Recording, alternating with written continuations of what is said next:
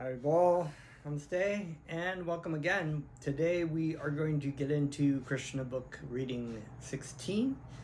My name is Janapati Das. Please accept my respects, and I offer my respects to my spiritual master, Jagat Guru Siddhaswarapananda Srila Prabhupada, who is a direct disciple of A.C. Bhaktivedanta Swami Prabhupada, who is so kindly translated the 10th canto of the Srimad Bhagavatam with putting all the philosophy of the previous 9 cantos in this wonderful book, Krishna.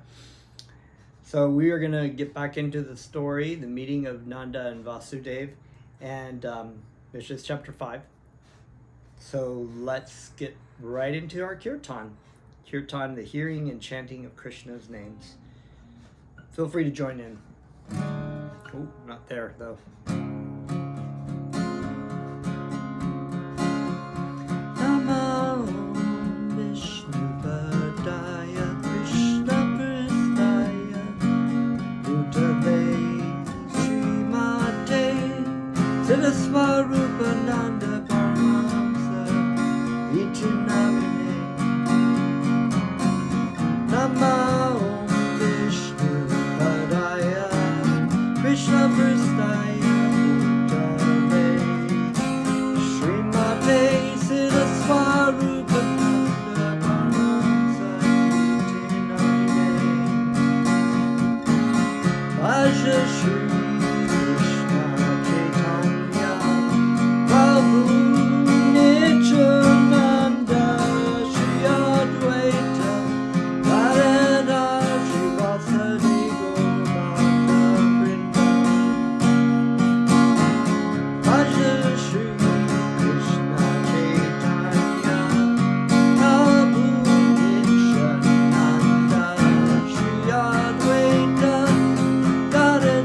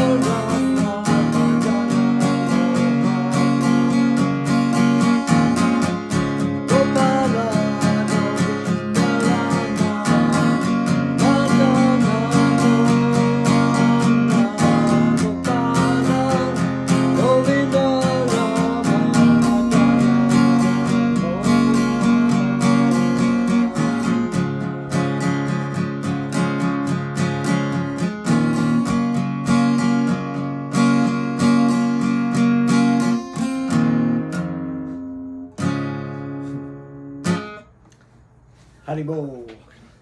Haribo means to chant the holy names, and it is a wonderful and prime benediction for humanity at large, because it spreads the rays, as they say, the rays of the benediction moon. And what is the benediction moon? Benediction moon is Krishna, because Krishna is the same as his names.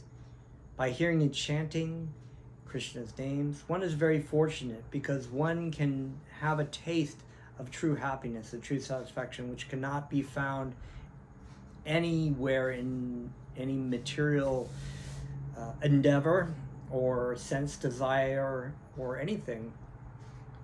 Not only can you have the taste, but you can have a vision that helps you understand the science of identity, the science of bhakti.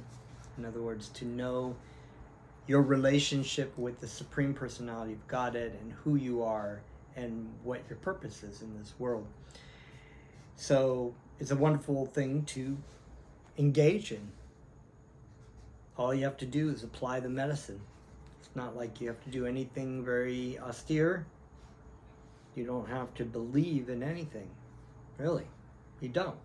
You just have to have a little bit of faith to apply. It's sort of like when you go to the doctor, you don't say, well, Dr. Jones, I don't know if you say I have cancer and that if I take this prescription, it will help me deal with the pain. I don't know if that's true. I'm sorry. And what are your qualifications anyways? I think I know better, because I've done a little Googling online, and I think I know what's better for me. No, you don't do that. You go to the doctor, or you learn those things, and you have the little bit of faith that if you apply those medicine, then you'll get better. So similarly, in the process of sadhana bhakti, which we call sadhana, means practice, and bhakti yoga is love of Krishna. You apply just a little bit at a time. You take a little bite of the feast, right? They say, here, come listen, come eat some prasadam that we've offered to Krishna. Come chant Krishna's names, and just listen closely, and then you'll see what happens. And so you find, oh wow, I really like that, and I feel a little bit more peaceful. I think I will do it again and again and again, or you'll go deeper and deeper. And you find yourself going deeper and deeper within, to be introspective about the things that you deal with, the troubles that you have in your life, or your own faults, for that matter, become very apparent, and how you need to fix them. So enough said. We will continue. We are reading, as you know, Nanda Maharaj, who is the stepfather of Krishna,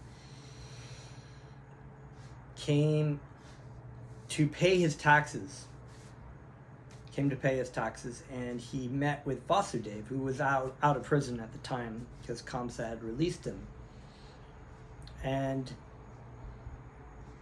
they met, and Vasudeva knew that Krishna was his son, or technically speaking, was born of Devaki. Not that, even though the Supreme Lord is never really born, he appeared as the parent, as the child of Vasudeva and Devaki, but was transferred to Nanda Maharaj and Yashoda as a stepchild, but they think of him as their own child. So Vasudeva then addressed him, my dear brother, you were old enough and very anxious to beget a son, and yet you had none. Now by the grace of the Lord, you are fortunate to have a very nice son. I think that this incident is very auspicious for you. Dear friend, I was imprisoned by Kamsa, and now I am released. Therefore, this is another birth for me. I had no hope of seeing you again, but by God's grace, I can see you. Vasudeva then expressed his anxiety about Krishna. Krishna was sent incognito to the bed of Mother Yashoda, and after very pompously celebrating his birth ceremony, Nanda went to Mathura. So Vasudeva was very pleased and said, this is a new birth for me. He never expected Krishna would live, because all his other sons were killed by Kamsa. Vasudev continued, "My dear friend, it is very difficult for us to live together. Although we have our family and relatives, sons and daughters, by nature's way we are generally separated from one another. The reason for this is that every living entity appears on this earth under different pressures of fruitive activities. Although they assemble together, there is no certainty of their remaining together for a long time." So when we talk about fruitive activities, if you remember back a couple of videos before that, we were talking about the story in the Katha Upanishad where the two birds are on the tree and one bird is eating of the fruits and the other bird is watching from behind. And that's likened to the spirit soul, the Jivatma, engaged in eating the fruits of the material world, trying to enjoy in the material world, thinking he is his body. And the super soul, the Paramatma, the expansion of Krishna within the heart of every living entity, is standing behind, always going with the living entity while he's in the material world, trying to remind him, this is not your home. This is not where you're supposed to be. You're supposed to be back with me, with Krishna. Please turn around. So oftentimes people say, where is God? Where is God? I don't see God. Well, when you turn your back to somebody, you don't see them. It's like being in the dark. You turn your back away from the light, you're in the dark. So it's not like you can demand that the Supreme Lord can appear before you, as atheists do. They're like, where is God? If God exists, why can't I see him? Why doesn't anybody see him? Well, people do see him, but it's not the seeing that they think. They think, well, I can see him with my mud eyes, and because I'm so envious of Krishna, that somehow or another he will appear before me if I ask him to. So it's very similar, because Krishna is a person. He's a supreme person. It's not like it's some vague concept like a mountain or something, it's a person. If you want to be with Krishna, Krishna will arrange it in your life so that you will be able to come to know him. But if you don't want to know him, which most people in the material world, that's why we're here,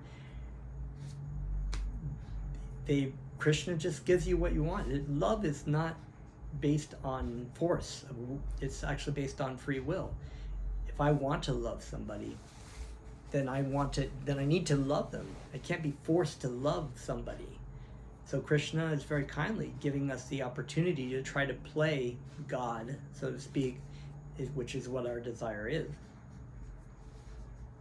So let me get back into the story here.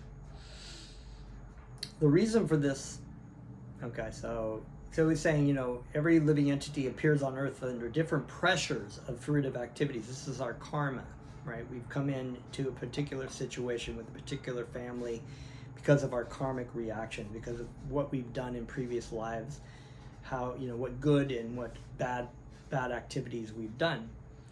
Although they assemble together, there is no certainty of their remaining together for a long time. It's said, I've said this before, it's like sticks coming together in a stream. Sometimes they come together, they float down the river for a while, or maybe you even, there's a stick and then it goes away for a distance. So people come and go in your life. You may be with a particular person for a long period of time. Like some stick you may travel down, like your mother or your husband or your wife, you may travel down for a long period of time down the river, but eventually you have to separate. And that is the truth of our existence in this material world. We've gone through so many children, husbands, wives, situations where we've been different animals and plants. We just never remember it. Every time we're born into another situation. We try to enjoy the sticks that we come together with in a life in complete illusion. But Krishna travels with us always reminding us and hoping that we'll finally get the idea that, wow, why is it that there's no happiness and no enjoyment in this world? There must be something more. Bingo, that's when Krishna starts to give you some intelligence. Okay. According to one's fruitive activities, one has to act differently and thereby be separated. For example, many plants and creepers are floating on the waves of the ocean. Sometimes they come together and sometimes they separate forever.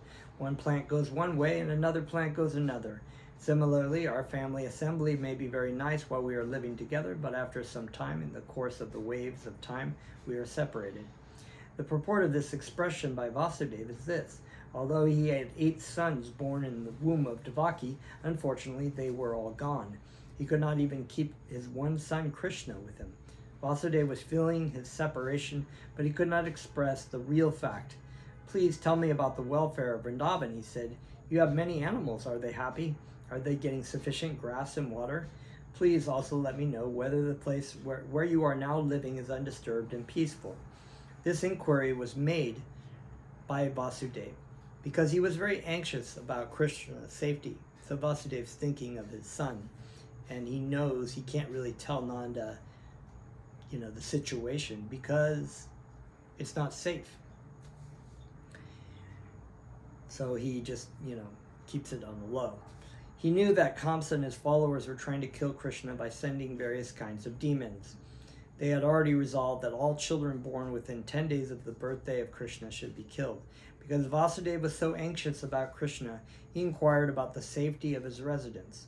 He also inquired about Balaram and his mother Rohini, who were entrusted to the care of Nanda Maharaj. Vasudeva also reminded Nanda Maharaj that Balaram did not know his real father. He knows you as his father, and now you have another child, Krishna, and I think you are taking very nice care of both of them. It is also significant that Vasudeva inquired about the welfare of Nanda Maharaj's animals. The animals, especially the cows, were protected exactly in the manner of one's children. Vasudeva was a Kshatriya, and Nanda Maharaj was a Vaishya. It is the duty of the Kshatriya to give protection to the citizens of mankind. It is the duty of the Vaishyas to give protection to the cows.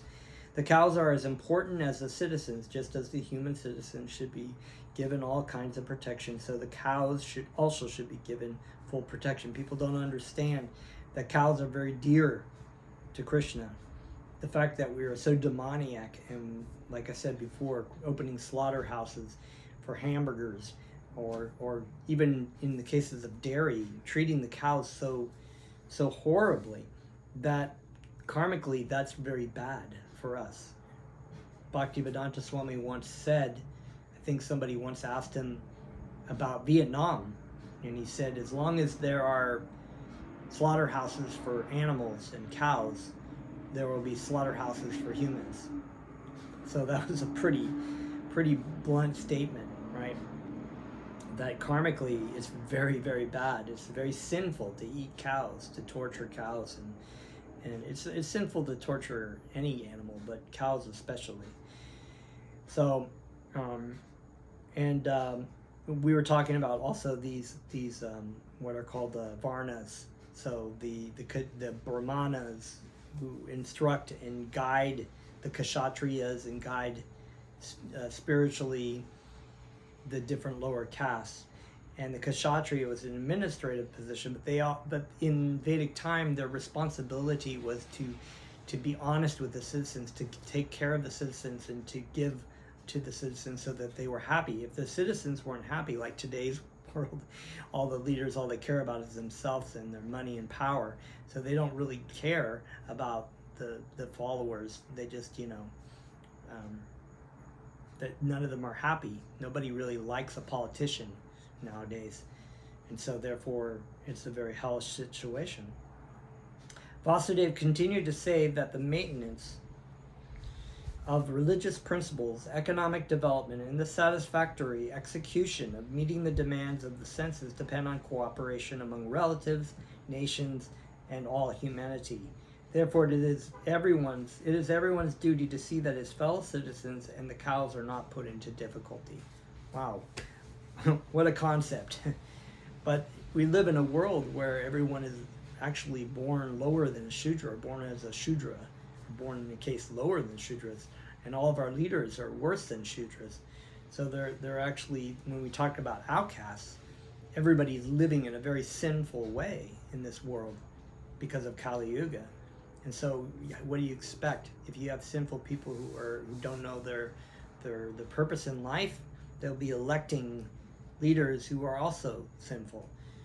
So, and we can live in a very peaceful way if we understood the nature of ourself.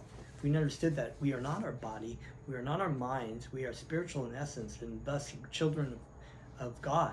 Together we're brothers and sisters in the truest sense. We could transcend all these isms and, you know, I'm black, you're white, you're Chinese, I'm, you know, a male, I'm a female, or, you know, even things like, you know, I'm gay, I'm straight, I identify as a woman, or sometimes I'm fluid, and whatever. All these things are based on false bodily identification, and ultimately will not bring any kind of satisfaction. But the further and further away we get with these identity things, the worse society will get. Therefore, it is everyone's duty to see that his fellow citizens and the cows are not put into difficulty. One should see to the peace and comfort of his fellow man and the animals. The development of religious principles, economic development, and sense gratification can be achieved without difficulty. Yeah, we have a very, I mean, you can even take a lot of these things and talk about them separately, but even just like economic development, we have, like, I've seen the most extreme opposites in societies.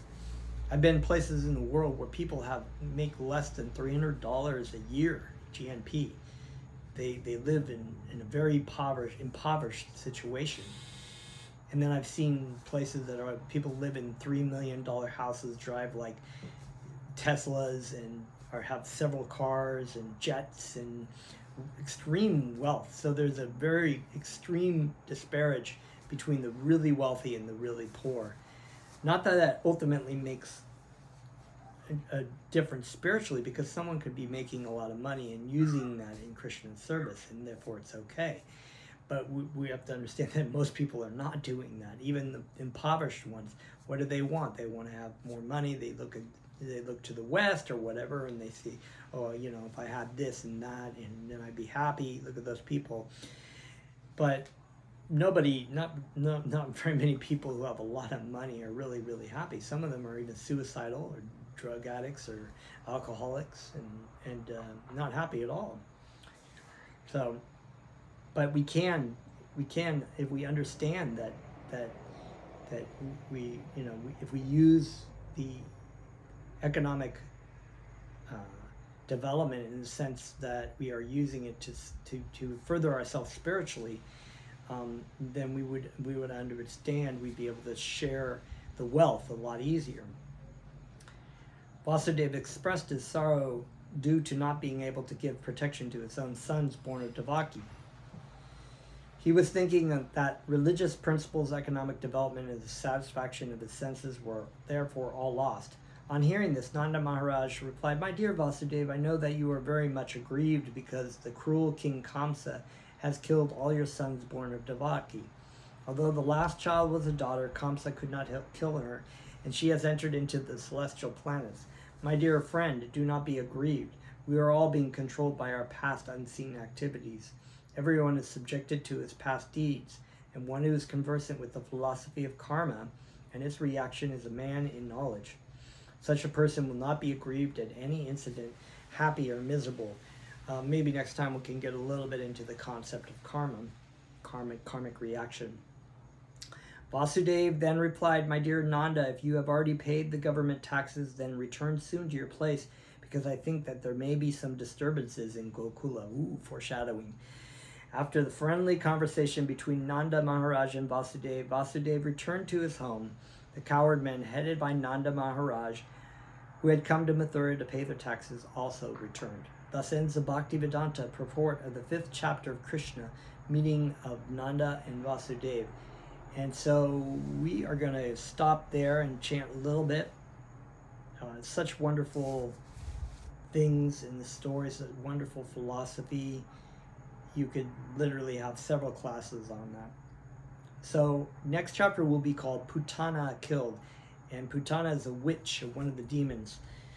And we will get into that story next, because now the things are it's gonna start cooking a little bit more, telling a little bit more about the past times of Krishna in Vrindavan. So stay tuned for the next video. And if you have any questions, thoughts, or expressions, please put them in the comment section below. If you haven't subscribed to my channel, please do so that more people can be attracted to or see or hear the Krishna Katha, or the pastimes of Krishna in these stories, which is very wonderful and auspicious.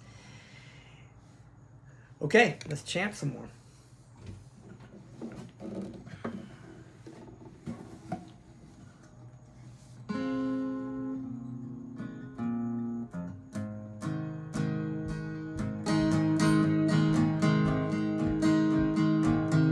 Haribo, Nitago, Nitago, Haribo, Haribo, Nitago, Nitago, Haribo, Nitago, Nitago, Haribo, Haribo.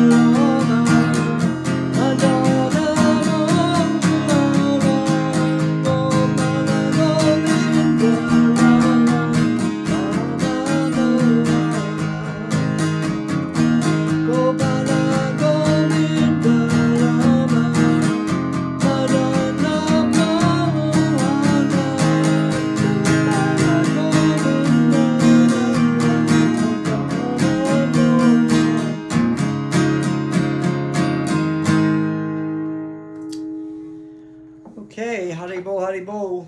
Stay tuned for the next video. Don't go anywhere. Aloha.